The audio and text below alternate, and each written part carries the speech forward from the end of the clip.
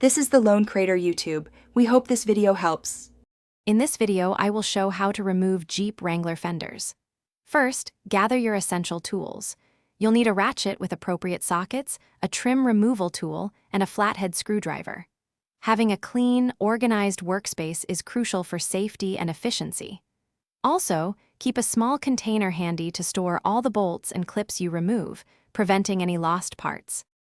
Next, focus on disconnecting the electrical components. Carefully unclip the wiring harness for the turn signal and side marker lights. Then, using your trim removal tool, detach the plastic clips that hold the inner fender liner in place. Once all clips are free, gently pull the fender liner out from the wheel well, setting it aside safely. Now, it's time to tackle the main fasteners. Begin by locating and removing the bolts positioned along the top edge of the fender, typically around 8 to 10 bolts. Next, move to the underside and remove any bolts securing the fender to the vehicle's frame. Double-check for any additional hidden clips or screws that might still be holding the fender in place. With all fasteners removed, you can now carefully pull the fender away from the vehicle's body. Take your time and apply gentle, even pressure to avoid damaging the paint or the fender itself.